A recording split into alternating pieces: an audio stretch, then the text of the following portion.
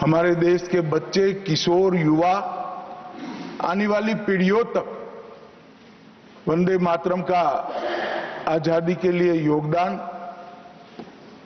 वंदे मातरम गान की रचना में राष्ट्रभक्ति और राष्ट्र की संस्कृति के प्रति समर्पण का जो भाव है, उसका आने वाले महान भारत की रचना में योगदान, इसके संकल्प के साथ जुड़ाव, ये सभी चीजों से हमारी आने वाली पीढ़ियां भी युक्त हो।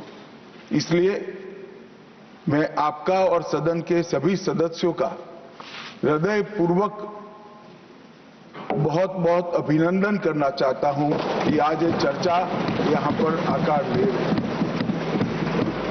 महोदय, हम सब सौभाग्यशाली हैं कि हम एक ऐतिहासिक पल के साक्षी भी बन रहे हैं और इसमें हिस्सा भी ले रहे हैं।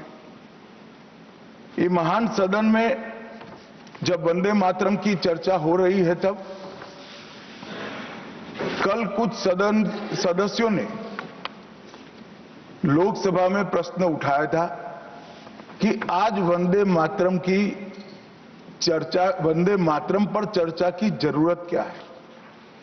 महोदय, वंदे मातरम पर चर्चा की जरूरत, वंदे मातरम के प्रति समर्पण की जरूरत वंदे मातरम बना तब भी थी, आजादी के आंदोलन के वक्त भी थी, आज भी है, और जब 2047 में महान भारत की रचना होगी तब भी रहे।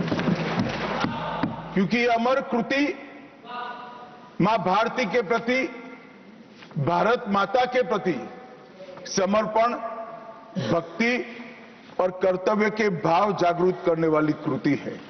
इसलिए जिनको आज वंदे मातरम की चर्चा क्यों हो रही है वो समझ में नहीं आ रहा है।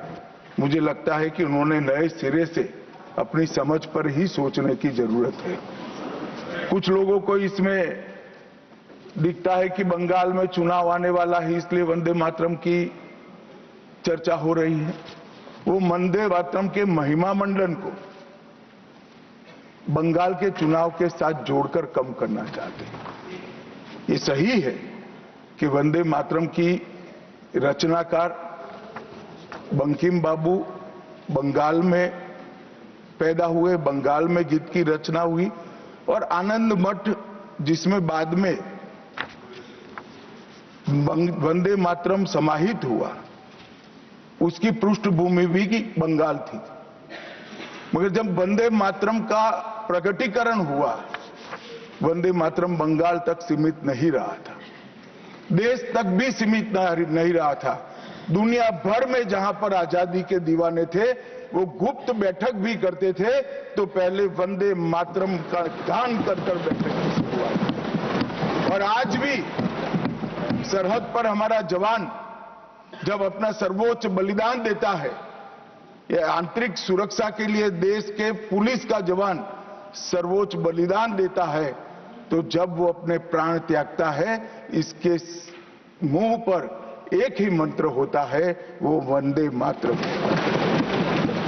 मान्यवर, ये वंदे मातरम का गान, वंदे मातरम का गीत, ये भारत माता को गुलामी की जंजीरों से मुक्त करने का नारा बना था, आजादी के उद्घोष का नारा बन चुका था, आजादी के संग्राम का एक बहुत बड़ा प्रेरणा स्रोत बना था, और शहीदों को अंतिम बलिदान, सर्वोच्च बलिदान देते वक्त अगले जन्म में भी भारत में ही जन्म लेकर फिर से मां भारती के लिए बलिदान करने की प्रेरणा वंदे मातरम से मिली। और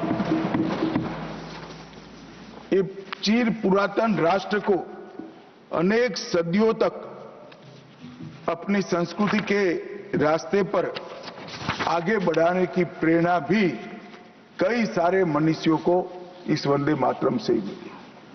वंदे मातरम की दोनों सदनों में इस चर्चा से, वंदे मातरम के महिमा मंडन से, वंदे मातरम के गौरव गान से हमारे बच्चे, किशोर, युवा और आने वाली कई पीढ़ियां वंदे मातरम के महत्व को भी समझेगी और उसको राष्ट्र के पुनर्निर्माण का एक प्रकार से आधार भी बनाएगी।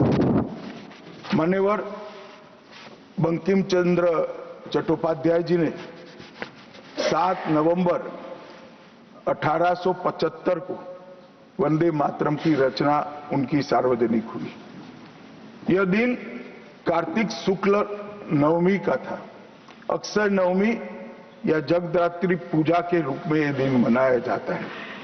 और जब रचना की तब शुरू में कुछ लोगों को लगा कि एक उत्कृष्ट साहित्यिक कृति है, परंतु देखते देखते देखते वंदे मातरम का एक गीत देशभक्ति, त्याग और राष्ट्रीय चेतना का प्रतीक बन गया, जिसने हमारे आजादी के आंदोलन का रास्ता प्रशस्त किया।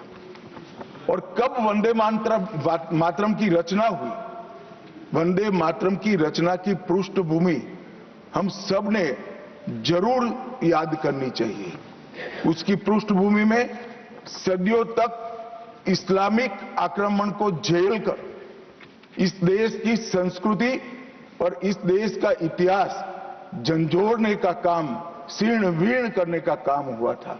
उसके बाद अंग्रेजों ने अपने शासन के काल में, भारत के गुलामी के काल में एक नई सभ्यता, एक नई संस्कृति हमें थोपने का प्रयास किया था। और उस वक्त ये वंदे मातरम का रचना बंकिम बाबू ने की और वो रचना के अंदर बहुत बारीकी से जो हमारी मूल सभ्यता थी, हमारा सांस्कृतिक राष्ट्रवाद था, देश को माता के रूप में कल्पना कर कर, देश की माता के रूप में जो कल्पना की, इसकी आराधना करने की हमारी परंपरा थी, उसको उन्होंने पुनः प्रस्तापित किया था।